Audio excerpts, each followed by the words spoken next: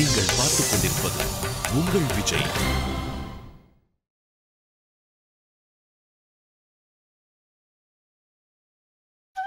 இந்த ஹரிஷ் சுத்தமா மாறிட்டான் வினய். சின்ன வயசுல சாப்பாடு தவிர வேற எதையுமே யோசிக்க மாட்டான். இவன் அவன்தானான்னு என்னால நம்பவே முடியல. வசந்தி, நேரத்தோட சேர்ந்து எல்லாம் மாறிடும். இப்ப இவன் ஒண்ணு சின்ன குழந்தை இல்லையே, எவ்வளவு வளர்ந்துட்டான். ரொம்ப சரியா சொன்னீங்க அத்தை. ஜீவிதா, வித்யா வர்றியா டின்னர் சாப்பிட?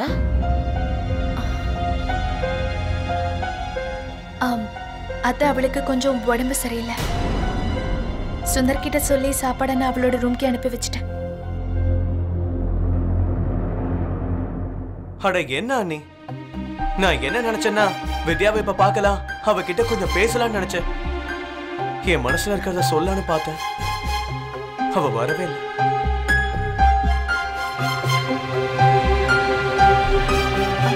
ஹரிஷ், சொல்லுங்க அண்ணி. ப்ளீஸ் வித்யாவை பத்தி நினைப்ப உங்க மனசுல இருந்து அழிச்சிருங்க. நான் அவகிட்ட பேசிட்டேன். அவளுக்கு கல்யாணம் பண்ணிக்கிற இன்ட்ரெஸ்டே இல்லை.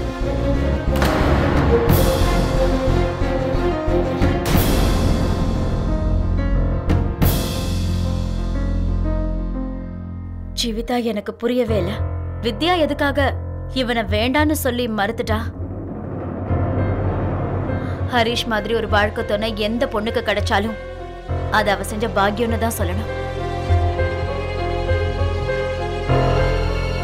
அண்ணே, நீங்க சொல்றது சரிதான். ஆனா வித்யா கல்யாணம் பண்ணிக்க இஷ்டம் இல்லைன்னா அப்புறம் நாம வற்புறுத்த முடியாதுல்ல.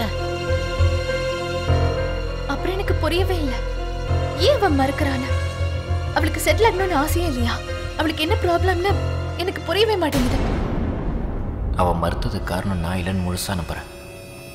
இருந்தாலும் அவங்க கிட்ட பேசி பார்க்கணும். அட இங்க பாருங்க அண்ணி, அது ஒண்ணும் பிரச்சனை இல்ல. அவன் நம்ம பாரத பொண்ணு இல்ல, அத கல்யாணத்தை பத்தி கேட்டதும் பயந்துட்டு இருக்கா. அதே மாதிரி நான் ஆசைப்பட்ட அந்த பொண்ணை அவ்வளவு லேசா நான் விட்டுற மாட்டேன். அவ வாயிலேயே ஓகே சொல்ல வச்சிருவேன். இது நான் உங்களுக்கு தர வாக்கு. இப்படிதானே இருக்கணும். அப்புறம் இதெல்லாம் நானும் உனக்கு துணையா இருப்பேன். பரவாயில்லையா அண்ணி? ஹரிஷ், நானும் உன் கூட இருப்பேன். போதுமே. அப்படின்னு இந்த மாப்பிளைக்கு பொண்ணு கிடைக்கிறத யாராலையும் தடுக்க முடியாது.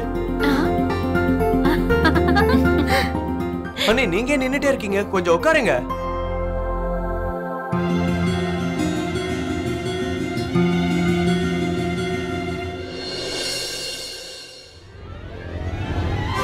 அடேங்கப்பா, எங்கயா அந்த தொட்டில தேடணும்?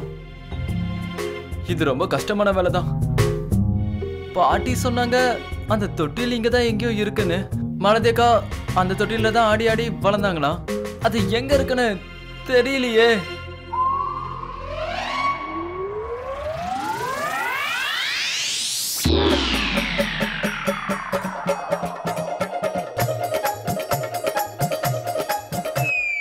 ஓகே, தொட்டிலோட ஸ்டாண்டிங் இருந்துச்சுன்னா அப்போ தொட்டில் இங்க தானே எங்கேயாவது இருக்கணும்.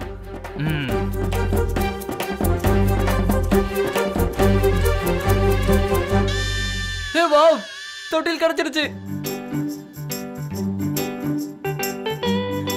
மாலதேக்காவோட தொட்டில் கிடைச்சிருச்சு. அப்படியா? இந்த தொட்டில் தானா? மாலதேக்கா ஆடி ஆடி அப்படியே பெருசா வளர்ந்த தொட்டில். அப்புறம் மாலதேக்கா குழந்தைய இந்த தொட்டில ஆடி ஆடி அப்படியே பெருசா வளர்ந்துரும்.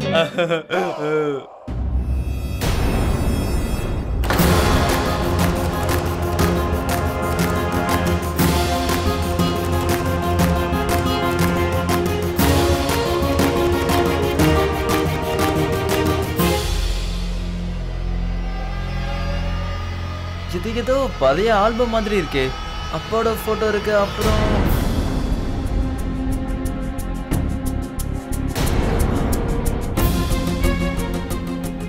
இவரை எனக்கு நல்லாவே தெரியும்.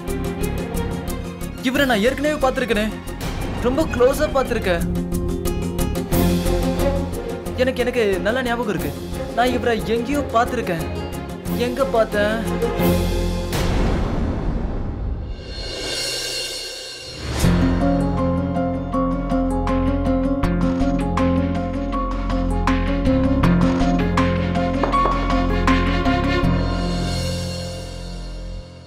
வித்யா, நான் உள்ள வரலாமா? வினீசா, உள்ள வாங்க சார்.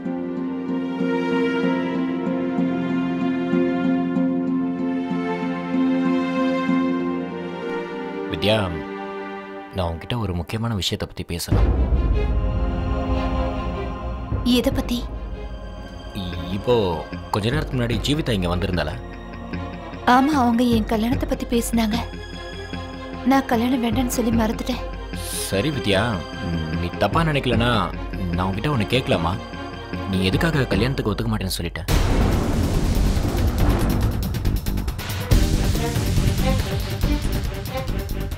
அது கல்யாணம் பண்ணிக்க விரும்பல. கல்யாணம் பண்ணிக்காதது ஒன்றும் பெரிய குற்றம் இல்லையே. நீங்க எதுக்காக இப்படி என் கல்யாணத்தை பத்தி பேசுறீங்கன்னு எனக்கு புரியவே மாட்டேங்குது சார். இங்க பாரு வித்யா, அந்த மாதிரிலாம் எதுவும் இல்லை. நம்ம வாழ்க்கையில கல்யாணம் கண்டிப்பா பண்ணி தான் ஆகணும். அதுவும் இல்லாம எந்த பையன் உன்னை அதிகம் விரும்பினானோ அந்த மாதிரி ஒரு பையன் எங்க தேடினாலும் கண்டிப்பா கிடைக்க மாட்டான். வினீசா, நான் கல்யாணமே பண்ணிக்க விரும்பாதப்போ அந்த பையன் எப்படி இருந்தா எனக்கு என்ன? நீங்களே சொல்லுங்க. சரி, ஓகே, உனக்கு கல்யாணத்துல விருப்பம் இல்லைன்னு நான் ஒத்துக்கிறேன். ஆனா கல்யாணம் வேணாடுறதுக்கு ஏதாவது ரீசன் இருக்கணும்ல? ஐ மீன், உனக்கு வேற யாராவதும் கண்டிப்பா பிடிச்சிருந்துருக்கலாம். அதனால தான் நீ கல்யாணத்துக்கு இப்போ வேணான்றியா? இதெல்லாம் என்ன கேள்வி? வித்யா, எனக்கும் எல்லாம் தெரியும்.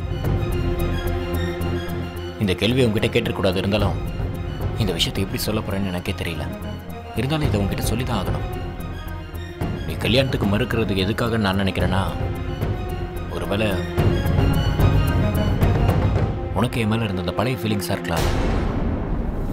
நான் சொல்ல வர்றது உனக்கு புரியுதில்ல? கொஞ்ச நாளுக்கு முன்னாடி இல்ல வினீசா, என்ன நம்புங்க.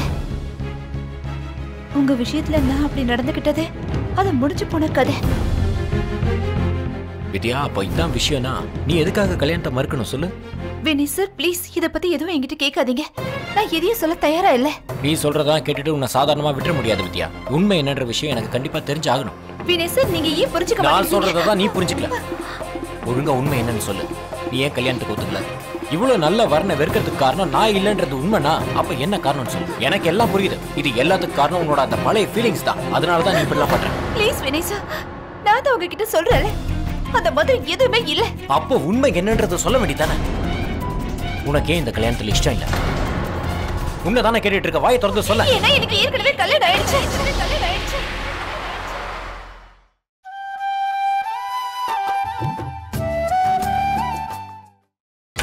நீங்கள் பார்த்துக் கொண்டிருப்பது உங்கள் விஜய். உனக்கே இந்த கல்யாணத்துல இஷ்டம் இல்ல? உன்னதானே கேட்டுட்டு இருக்க, வாயை திறந்து சொல்ல. ஏன்னா எனக்கு ஏற்கனவே கல்யாணம் ஆயிடுச்சு.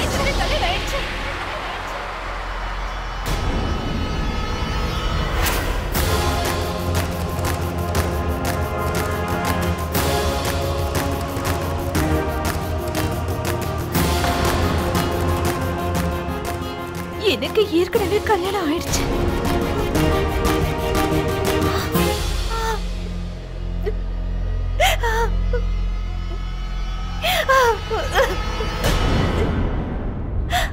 சாரி வினீசா, நான் உங்க எல்லார்கிட்டயும் இவ்வளவு பெரிய உண்மையை மறைச்சிட்டேன்.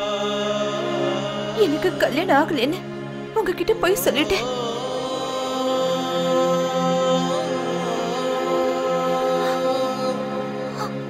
வித்யா, எனக்கு ஒண்ணு மட்டும் புரியவே இல்லை. நீ ஏன் கல்யாணம் ஆகலன்னு போய் சொன்ன? இன்டர்வியூல கூட நீ இதை உன் வாயால தானே சொன்ன.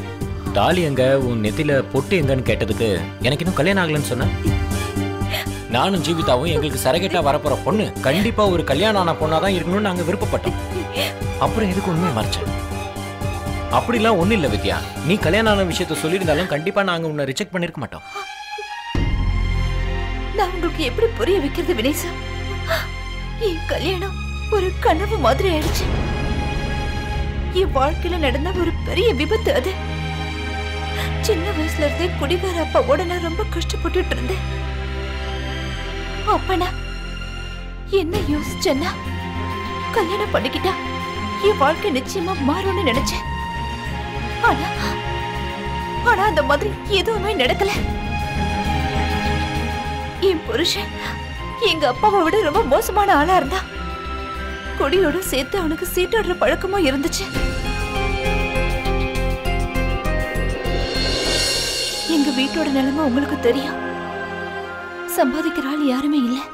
2 நாளைக்கு ஒரு தடவை தான் அடுப்பையே பத்த வைப்போம். அப்புறம் நான் ஒரு ஆபீஸ்ல போய் வேலை பார்க்குற அளவுக்கு எதுவுமே படிக்கல. அப்பதான் நான் உங்களை பத்தி தெரிஞ்சுக்கிட்டேன். அப்பதான் ஒரு முடிவுக்கு வந்தேன். என் குடும்பத்தோட ஏழ்மையை போக்குறதுக்கு என்ன வேணாலும் பண்ண நான் தயாரா இருந்தேன். அதுக்கப்புறம் நான் உங்க குழந்தைக்கு சரகிட்டு ஆயிட்டேன். வினேசா, நான் மட்டும் என் கல்யாணத்தை பத்தி கசப்பான உண்மையை உங்ககிட்ட சொல்லியிருந்தேன்னா அப்ப நீங்க என்ன கண்டிப்பா அக்செப்ட் பண்ணிருக்க மாட்டீங்க. அப்புறம் ஒருவேளை இந்த விஷயம் என் புருஷனுக்கு தெரிஞ்சிருச்சுன்னா அவர் நிச்சயமா இதுக்கு ஒத்துக்கவே மாட்டாரு. அப்படி நடந்துட்டா நானும் என் குடும்பமும் அதே கஷ்டத்தை அனுபவிச்சுட்டே இருப்போம். நான் உங்களுக்கு ரொம்ப ரொம்ப கடமைப்பட்டிருக்கேன் சார். நீங்க எனக்காகவும் என் குடும்பத்துக்காகவும் நிறைய பண்ணிருக்கீங்க. என் வாழ்க்கை முழுக்க நான் அதை மறக்கவே மாட்டேன். அது மட்டும் இல்ல, உங்களை பார்த்ததுக்கு அப்புறம் என்ன தோணுச்சுன்னா என் வாழ்க்கையிலயும் சந்தோஷம் வந்துருச்சுன்னு எனக்கு தோணுச்சு சார். ஆனா எனக்கு தெரியல. திடீர்னு ஒரு நாள் என் புருஷன்கிட்ட இருந்து எனக்கு போன் வந்தது. ஒருவேளை அவர் இங்க வந்துட்டாருன்னா என்னோட பிரெக்னன்சி பத்தி அவருக்கு தெரிஞ்சிருச்சுன்னா ரொம்ப பெரிய பிரச்சனை ஆயிடும். அவர் ஒரு சைக்கோ வினேசா. அவரால் என்ன வேணாலும் பண்ண முடியும். அவருக்கு என்ன வேணாலும் பண்ணுவாரு. எனக்கு தெரியும். இந்த உண்மையை உங்ககிட்ட இருந்து மறைச்சு நான் பெரிய தப்பு பண்ணிருக்கேன். ஆனா இப்போ எனக்கு ரொம்ப பயமா இருக்கு சார். என்ன நடந்தாலும் இப்ப நான் உங்க 2 பேரோட குழந்தைய அந்த மிருகத்துக்கிட்ட இருந்து காப்பாத்தியே ஆகணும். ஆனா அதுக்கு எனக்கு உங்க உதவி தேவை. உங்க குழந்தைய காப்பாத்தினா இங்க பாரு வித்யா, உனக்கு ஒன்றும் ஆகாது. நீ எங்க கூட இருக்கிற வரைக்கும் உனக்கு அவ்வளோ சீக்கிரம் ஒன்றும் ஆகாது. உனக்கும் என்னோட குழந்தைக்கும் நான் எதுவும் ஆக விட்டுற மாட்டேன். வித்யா, ப்ளீஸ் என்ன மன்னிச்சிரு. இல்ல வினேசா, நீங்க என்கிட்ட மன்னிப்பு கேட்க வேண்டிய அவசியமே இல்ல. நான் பண்ணதை நினைச்சா எனக்கே ரொம்ப வெக்கமா இருக்கு சார்.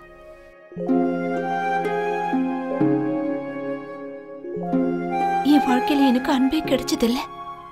அதனால உங்களை மாதிரி ஒரு அன்பான மனுஷனோட செயல நான் காதல்னு நினைச்சிட்டேன். ஆனா இப்ப நான் ஒரு விஷயத்தை நல்லாவே புரிஞ்சுக்கிட்டேன். உண்மையாவே நீங்க ரொம்ப நல்ல மனுஷன். என் மனசுக்குள்ள எப்பவுமே இருப்பீங்க.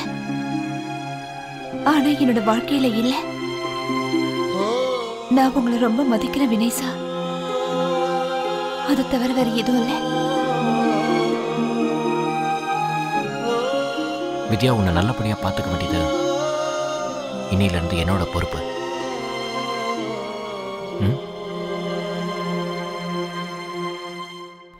வினேசா, உங்ககிட்ட ஒரு ரிக்வெஸ்ட்.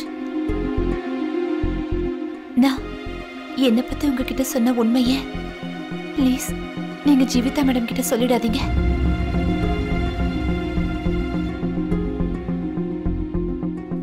ஐம் சாரி வித்யா, நான் இது வரைக்கும் ஜீவிதா கிட்ட எதையும் மறைச்சது கிடையாது. அதனால கண்டிப்பா நான் எதையும் மறைக்க மாட்டேன். வினேசா, நீங்க என்ன தப்பா புரிஞ்சுக்கிட்டீங்க. நான் என்ன சொல்ல வந்தேன்னா, என் கல்யாணத்தை பத்தின உண்மையை நானே அவங்க கிட்ட சொல்லிடுறேன். அப்புறம் நான் சொன்ன பொய்க்காக அவங்க கிட்ட நான் மன்னிப்பு கேட்கணும். சரி, ஆனா ப்ளீஸ் முடிஞ்ச வரைக்கும் சீக்கிரம் சொல்லு.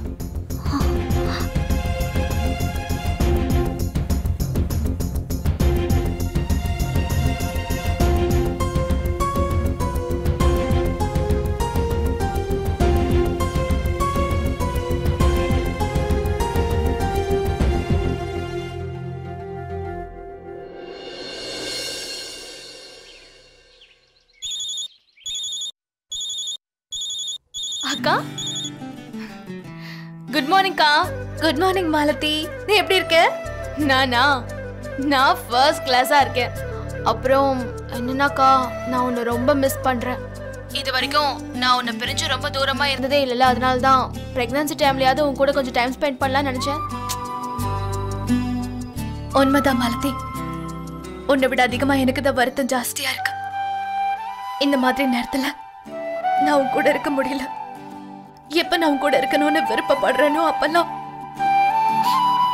என்னால இருக்கவே முடியல. அக்கா இப்போ அழுகையை மட்டும் ஸ்டார்ட் பண்ணாத ப்ளீஸ். உனக்கு ஒரு காரணம் வேணும்க்கா கங்கா யமுனாவை ஒண்ணு சேர்க்கறதுக்கு. ஆக்சுவலா நான் பேருக்கு தான்க்கா உன்னை விட்டு தூரமா இருக்கேன். ஆனா நீ போன்லயே என்ன பத்திரமா பாத்துக்கிற. எப்படின்னா கிட்ட இருந்தா கூட யாராலையும் அந்த அளவுக்கு பாத்துக்க முடியாதுக்கா. நீ சென்டிமெண்டல் ஆயிடாத. நான் கூடி சீக்கிரம் உன்கிட்ட திரும்பி வந்துருவேன்க்கா. ஓகே? வினய் உண்மைதான் சொன்னாரு. நீ ரொம்ப புத்திசாலி ஆயிட்ட. இனிமே உனக்கு என்னோட தெய்வ தேவையே இல்ல. இனிமே நான் தான் உன்கிட்ட இருந்து புத்திசாலித்தனத்தை கத்துக்கணும். அதெல்லாம் இல்லக்கா, என்ன விட நீதான் ரொம்ப புத்திசாலியானவ. என் குருவே நீதானக்கா. பை தி வே, மாமா எப்படி இருக்காரு? அவர் வழக்கம் போல அவரோட வேலையில ரொம்ப பிஸியா இருக்காரு. அக்கா செகண்ட் லைன்ல விஸ்வா கால் பண்ணிட்டு இருக்கா. நான் அவருக்கு அப்புறமா பேசுறேன். ஓகே? அப்படியா? விஸ்வா கால் பண்ணதும் நான் முக்கியம் இல்லாம போயிட்டேன்ல. அக்கா ப்ளீஸ் இப்போ கிண்டல் பண்ணாத. இங்க பாரு, நான் உன்கிட்ட அப்புறமா பேசுறேன். ஓகே? அதுக்கப்புறம் எனக்கு ஃபோன் பண்ணி எவ்வளவு வேணா லெக்சர் எடு. ஓகேவா? இப்போ நான் அவர்கிட்ட பேசி ஆகணும். சரியா? பாய். விஸ்வா எப்படி இருக்க? நல்லா இருக்கேன் சார். ஃபைனல் டச் அப் பண்ணவா? Malathi just a minute.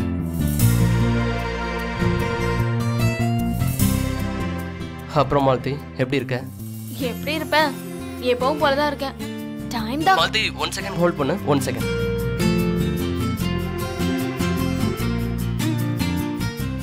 என்ன இவன் இந்த விஸ்வா பேசுறதுக்கு ஃபோன் பண்ணனா நான் ஹோல்ட் பண்ண ஃபோன் பண்ணனா ஒரு நிமிஷம் கூட முழுசா பேச மாட்டேங்கிறான். வித்யா மேடம், இது உங்களுக்காக.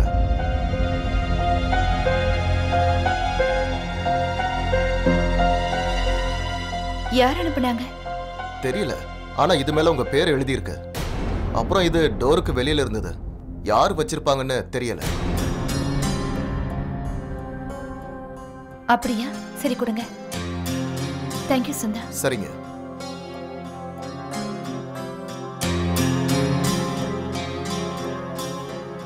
எனக்கு யார் இந்த பூவை அனுப்பியிருப்பாங்க?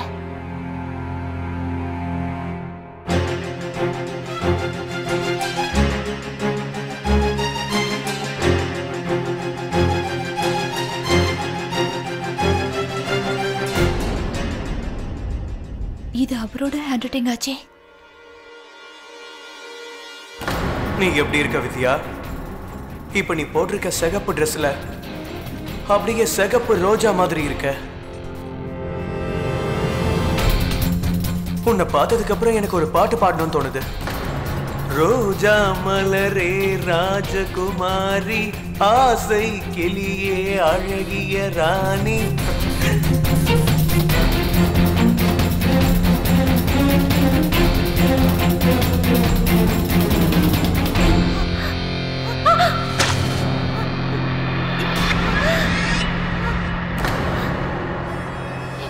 இது அவரோட வேலைதான். அப்படின்னா நான் அவரோட பார்வையில தான் இருக்கேனா?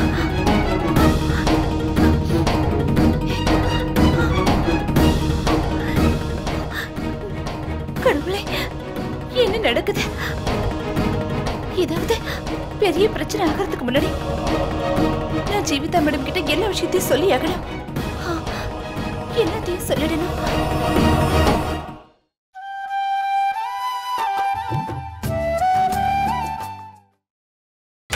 நீங்கள் பார்த்துக் கொண்டிருப்பது உங்கள் விஜய்.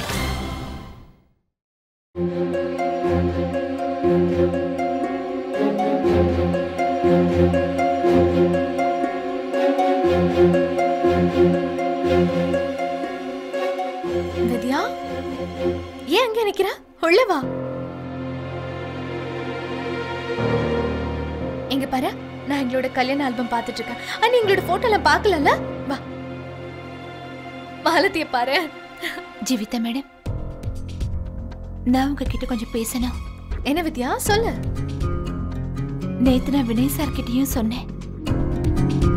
அப்புறம் இன்னைக்கு நான் உங்ககிட்டயும் சொல்ல ஆசைப்படுறேன். நான் ஏன் கல்யாணம் பண்ணிக்க மாட்டேங்கிறேன்னு.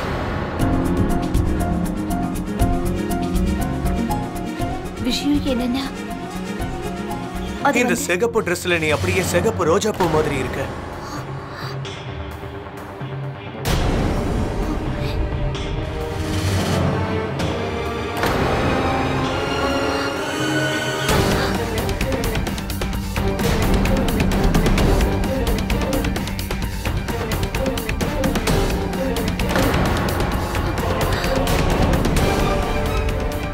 ஹரீஷ்